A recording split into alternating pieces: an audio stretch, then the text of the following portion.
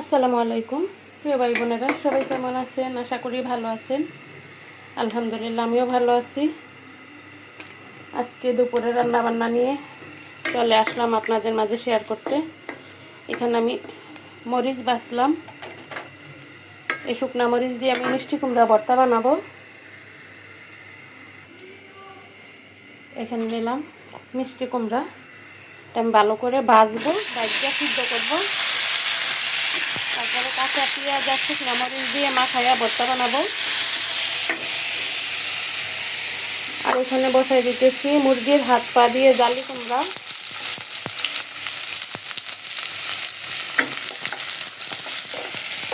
মুরগির হাত পা আমি কাইচা ধুয়ে রেডি করে নিলাম। এখানে অল্প করে মুরগির মাংস নিলাম তালহার জন্য। একদম কচি কচি জালি কুমড়া নিয়ে আসছিল ইয়াসিন গ্রাম থেকে। এই জালি দিয়ে আমি মুরগির হাত পা দিয়ে রান্না করব।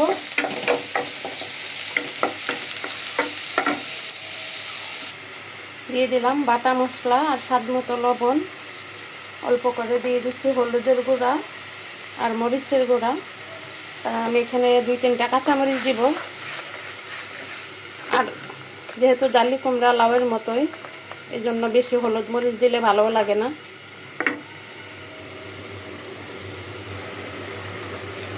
মশলাটা কষানি হয়ে গেছে।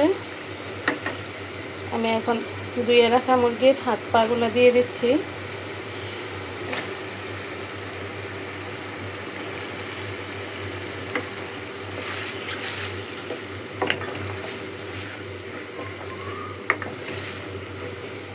এভাবে মুরগির হাত পা দিয়ে লাউ বা জালি কুমড়া রান্না করলে কিন্তু মাছ থেকেও বেশি ভালো লাগে। জানি না আপনাদের কাছে কেমন লাগে, আমরা সব সময় খাই, আমাদের কাছে অনেক ভালো লাগে।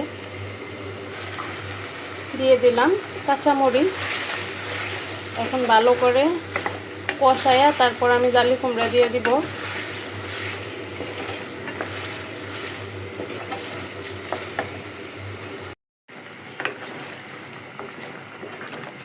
ভালো করে কষানি হয়ে গেছে মুরগির হাত পাগুলা।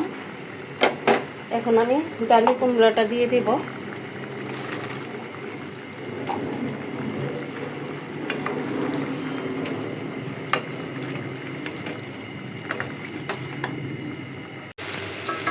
এদিকে আমার ভর্তার মিষ্টি কুমড়াও সিদ্ধ হয়ে গেছে, আমি এখন নামিয়ে ফেলবো।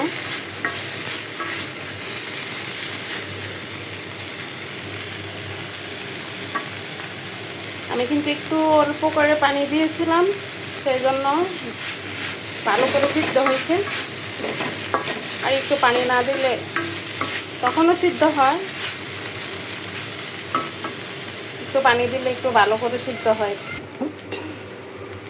কড়াই বসাই দিলাম, পেঁয়াজও দিয়ে দিলাম। এখন আমি মুরগিটা বসাই দিব।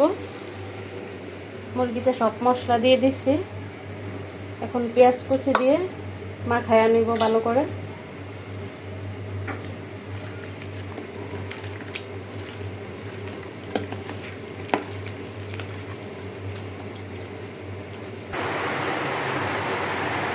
পেঁয়াজটা একটু কড়া হয়ে গেছে, বারান্দায় কাপড় উঠাইতে গেছিলাম। অনেক বৃষ্টি শুরু হয়েছে বাইরে।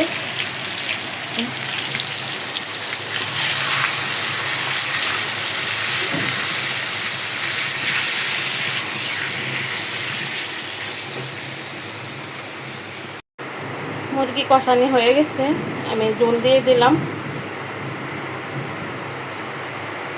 তো মুরগি সিদ্ধ হইতে হইতে ঝোল কমে যাবে।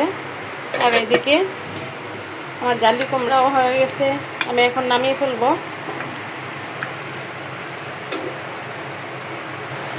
এদিকে আমি ভাত বসাইয়া দিব। তার আগে একটু কচুর লতি আরও 3 দিন আগের আমি বাইচা রেডি করলাম। আজকে রান্না করব না, আবার কালো হয়ে যাবে, সেজন্য ভাপ দিয়ে আমি ফ্রিজে রেখে দিব। এখন আমি পোড়া মরিচ আর কাঁচা পেঁয়াজ দিয়ে মিষ্টি কুমড়া ভর্তাটা মাখায় ফেলি।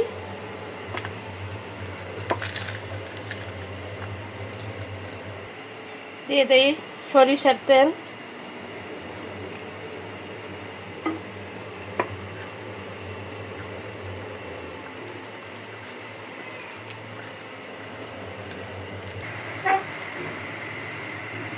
ভর্তা মাখানো হয়ে গেছে, দেখুন পোড়া মরিচ দিয়ে সরিষার তেল দিয়ে মিষ্টি কুমড়ার ভর্তা। পাকা মিষ্টি কুমড়া দিয়ে এরকম ভর্তা বানাইলে গরম ভাতের সাথে সেরকম মজা লাগে।